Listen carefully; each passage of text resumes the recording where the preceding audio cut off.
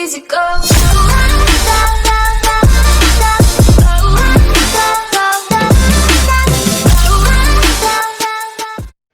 안녕하세요. 탈도사입니다. 오늘은 사주팔자와 물상활용 비법에 대해서 이야기를 해볼까 합니다. 사주팔자의 꽃은 물상활용이라고 이야기를 해요. 물상론이라는 것은 무엇인가 하면요. 일정한 사물에 비유치상하는 사주학의 기법을 이야기합니다. 기운이 형상에 입혀지는 일종의 물형론이라고 보시면 돼요.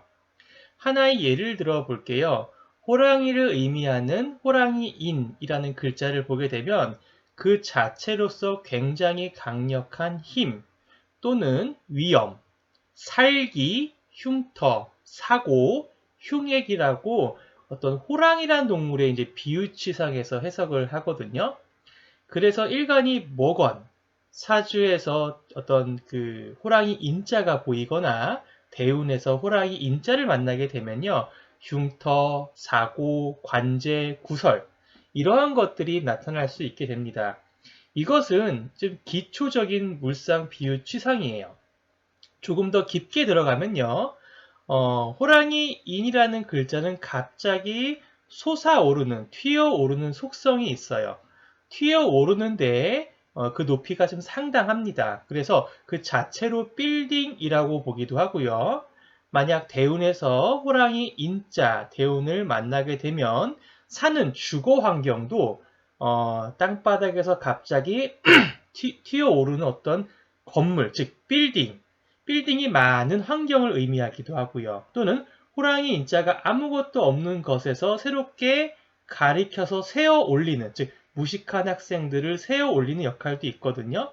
또 이것으로 봐서 교육 환경, 그 다음에 아무것도 없는 어떤 곳에서 전기를 발전시키는 발전소, 이러한 환경에 놓이게 되는 그러한 어떤 모습을 연상할 수가 있게 되겠죠.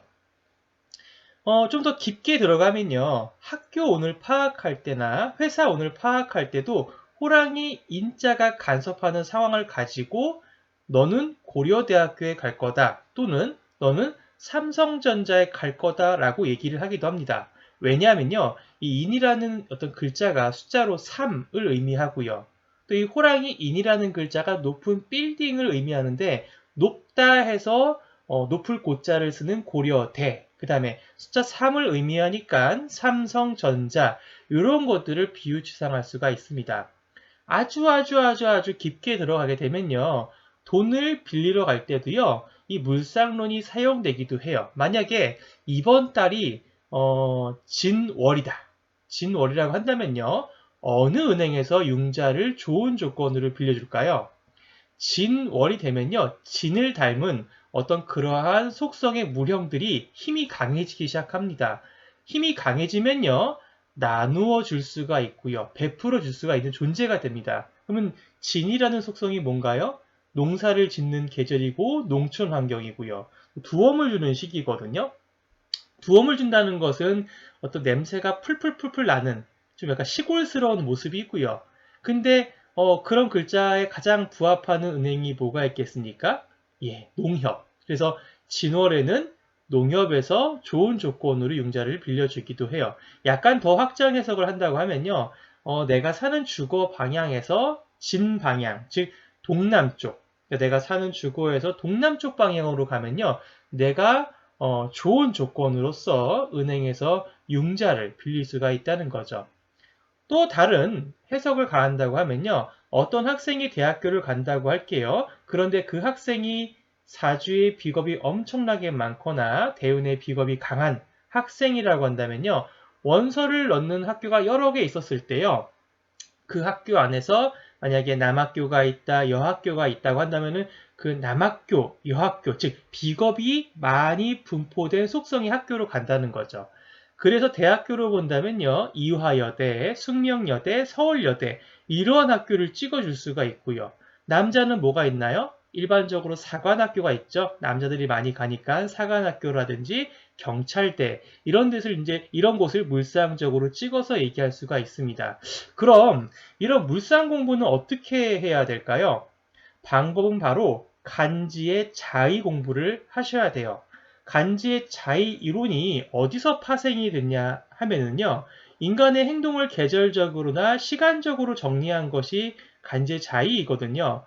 그런 정리 과정에서 자의가 만들어졌기 때문에 실제로 자의 공부를 오랫동안 하게 되면요, 자연스럽게 물상론에 눈에 띄게 됩니다. 이 자의 공부가 익숙해지게 되면요, 구군을 논할 때도 바로 연결이 돼요.